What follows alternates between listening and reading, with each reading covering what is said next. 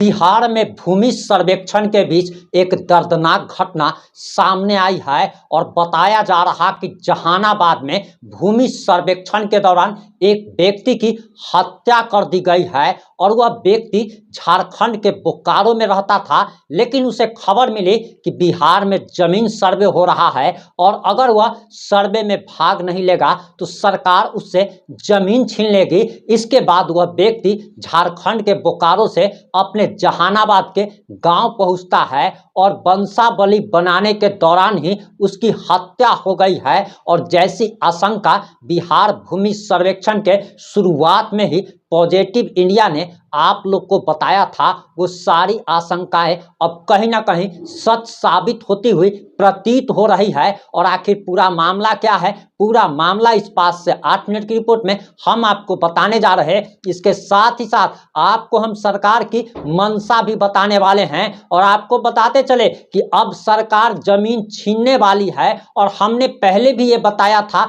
लोगों ने यकीन नहीं किया था, लेकिन अब जो रिपोर्ट के अनुसार जो जानकारी आ रही है उसके अनुसार जिन लोगों के पास भी ज्यादा जमीन है अब उनसे बिहार सरकार जमीन छीनने जा रही है। और पूरा मामला क्या है, पूरा मामला इस 5 से 8 मिनट की रिपोर्ट में हम आपको बताने जा रहे हैं।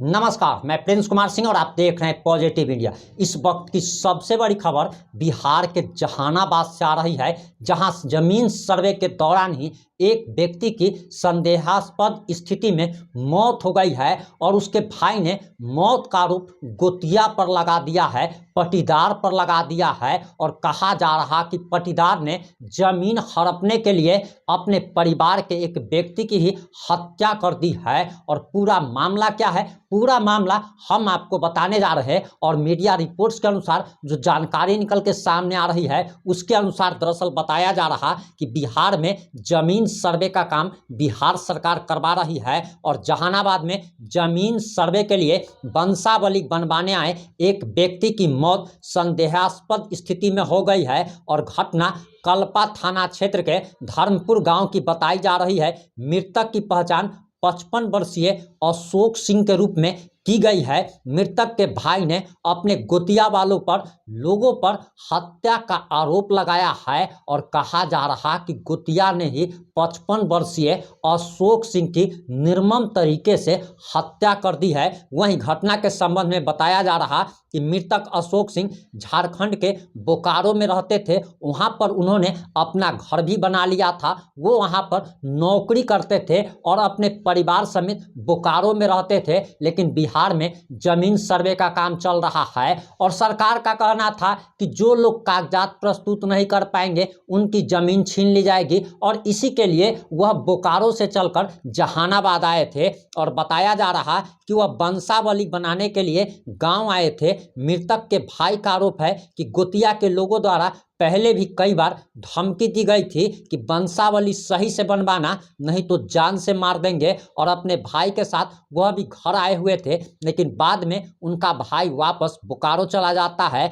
और भाई का कहना है कि हमारे भैया सर्वे के लिए वंशावली बनवाने के लिए गांव में ही रुक गए थे। यानी कि दोनों भाई बोकारो रहा करते थे, दोनों भाई बोकारो से जहानाबाद आते हैं, एक भाई गांव में ही रुक जाता है और दूसरा भाई बोकारो वापस चला जाता है। और जो भाई वापस बोकारो चला गया था उसने पूरी घटना के बारे में पुलिस को जानकारी दी है और उन्होंने बताया कि उनके भाई के शरीर पर कई जगह जले हुए का निशान है, जिससे उन लोगों को पूरा शक है कि हमारे भाई की हत्या गोतिया वाले लोगों के द्वारा कर दी गई है। इधर इस घटना को लेकर पुलिस सबको अपने कब्जे में लेकर पोस्टमार्टम के लिए भेज चुकी है। वहीं इस घटना के बारे में बताया जा रहा और कल्पा थाना अध्यक्ष राजकुमार राय ने बताया कि हम लोग सभी बिंदुओं पर जांच कर रहे हैं। प्रथम दृष्टांत कीचड़ में गिरने से मौत का मामला प्रतीत होता है। मृतक शारीरिक रूप से काफी कमजोर थे, कहीं कोई शरीर पर जख्म का निशान नहीं मिला है। हालांकि हम लोग मृतक के स्वजन के बयान के आधार पर सभी बिंदुओं पर जांच कर रहे हैं। जांच पड़ताल और पोस्टमार्टम रिपोर्ट आने के बाद ही पूरा मामला क्लियर हो पाएगा। यानी कि पुलिस का कहना है कि बेचारा चलते चलते जो है सो कीचड़ में गिर गए और उनकी मौत हो गई। बेचारे बहुत दुबले पतले एवं कमजोर थे, इस कारण उनकी मौत हो गई। यानी कि पुलिस कहीं ना कहीं अपनी जान छुड़ाना चाहती है। सरकार के माथे पर जो धब्बा लग रहा है, कहीं ना कहीं इस हत्या को छुपाने का प्रयास किया जा रहा है। वहीं आपको बताते चले कि एक ऐसी और भी घटना सामने आ रही है जिससे कहीं ना कहीं सरकार की मंशा साबित हो रही है कि सरकार लोगों से जमीन छीनने का प्लान बना रही है। और आपको बताते चले कि हमारे बगल में अखबार की एक कटिंग नजर आ रही होगी जिसकी हेडलाइंस है कि बेतिया राज की 14,000 एकड़ जमीन सरकार लेगी। ये बेतिया राज की 14,000 एकड़ अब जमीन सरकार अपने कब्जे में करने वाली है। वहीं इसके अंत में, इस रिपोर्ट के अंत में जो बातें कही गई है वो कहीं ना कहीं आपको हिलाने पर मजबूर कर देगी। और आपको बताते चले कि रिपोर्ट्स में कहा गया है कि बेतिया राज की 14,000 एकड़ जमीन जल्द ही बिहार सरकार के अधीन होगी। इसके लिए जरूरी कार्रवाई शुरू कर दी गई है। उक्त जमीन को राजसात करने के लिए एक बिल भी तैयार कर लिया गया है। राजस्व परिषद बेतिया राज की 14,000 एकड़ जमीन का सर्वे करा रही है। करीब 8,000 एकड़ भूमि का सत्यापन कर उनका ब्यौरा तैयार कर लिया गया है। यह जमीन राज्य के 6 जिलों में है। उत्तर प्रदेश के 8 जिलों में भी बेतिया राज की जमीन पाई गई है। सरकार सुप्रीम कोर्ट के आदेश पर high court of words act के अधीन बेतिया राज की संपत्ति का ब्यौरा इकट्ठा कर रही है। राजस्व परिषद के अध्यक्ष सुनील कुमार और अपर सदस्य के पाठक ने गुरुवार को पत्रकार वार्ता में यह जानकारी दी। लेकिन इस रिपोर्ट में, इस अखबार की कटिंग में जो सबसे नीचे जो लाइन लिखी हुई है वो कहीं ना कहीं खतरनाक है और सरकार की मंशा को जाहिर करती है। अब जरा ध्यान से सुनिएगा कि क्या कहा जा रहा है। कहा जा रहा है कि सभी राजस्व वादों का त्वरित निष्पादन हो रहा है।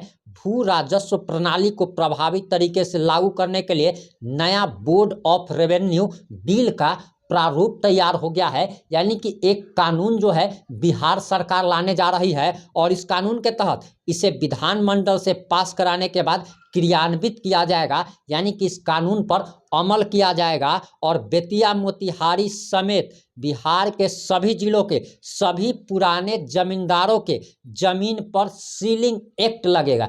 यानी कि आपके पास अगर ज़्यादा ज़मीन है, एकड़ में ज़मीन है, तब आपकी ज़मीन सरकार कब्जा करेगी। सरकार आपसे छीनने जा रही है और इसके लिए बिहार सरकार एक नया कानून भी लाने जा रही है।